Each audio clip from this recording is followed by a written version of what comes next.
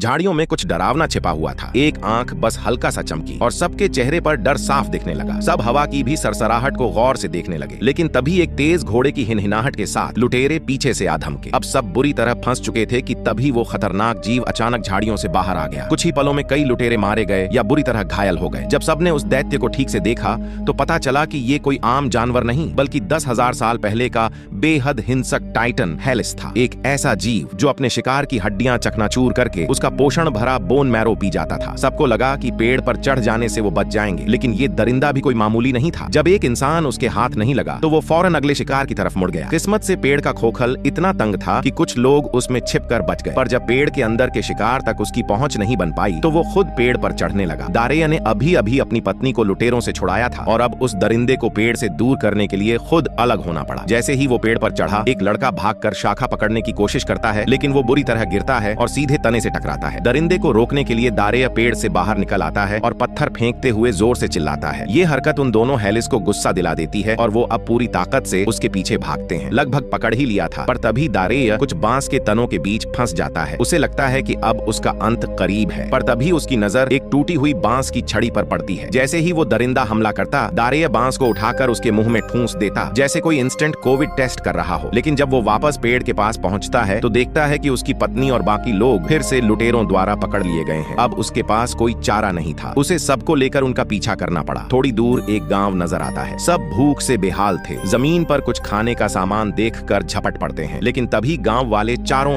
ओर से उन्हें घेर लेते हैं। दारेया को लग रहा था अब तो सब खत्म, लेकिन तभी वहां एक विशाल साइबर टूथ टाइगर आ धमकता है। सब डर के मारे पीछे हटते हैं, पर दारेया वहीं खड़ा रहता है। बिल्कुल उसके सामने आकर भी बाघ ने हमला नहीं किया। दरअसल दारेया ने एक बार उसकी जान बचाई थी। उसे पहचान कर बाघ गांव वालों पर गरजता है, जैसे कह रहा हो इस बंदे को तंग मत करना। बाघ की दहाड़ सुनकर गांव वाले डर जाते हैं और फिर दारेया को सम्मान पूर्वक अपने गांव में बुलाते हैं। उसे खाना पीना देते हैं, अच्छे से मेहमान नवाजी करते हैं। ये गांव था लाखू जनजाति का। कई साल पहले ये भी बाहरी आक्रमणकारियों का शिकार बने थे। उनके कई जवानों को पकड़कर एक रहस्यमय जगह ले जाया गया था, जिसे वो देवों की दुनिया कहते थे। उनके पूर्वजों की एक भविष्यवाणी थी कि जो इंसान साइबर टूथ टाइगर से संवाद कर सकेगा, वही सारे इलाके की जनजातियों को एकजुट करके देवों के अत्याचार को खत्म करेगा। दारेया के बारे में ये खबर चारों दिशाओं में फैल गई। एक के बाद एक जनजातियां उससे जुड़ने लगीं। जैसे ही उन्होंने लुटेरों को पकड़ना शुरू किया, वो लोग अचानक एक नाव में बैठकर नजरों से ओझल हो गए। 10,000 साल पहले के इन लुटेरों के पास इतनी उन्नत टेक्नोलॉजी देखकर सब हैरान रह गए, पर हौसला अभी टूटा नहीं था। दारेया और उसके साथी आगे बढ़ते गए, रेगिस्तान पार किया, भयंकर मुश्किलों का सामना किया और एक दिन एक ऊंचे टीले से उन्होंने देखा देवों की दुनिया, एक विशाल पिरामिड जो अभी बन ही रहा था, लेकिन इतना भव्य था कि सब बस देखते रह गए।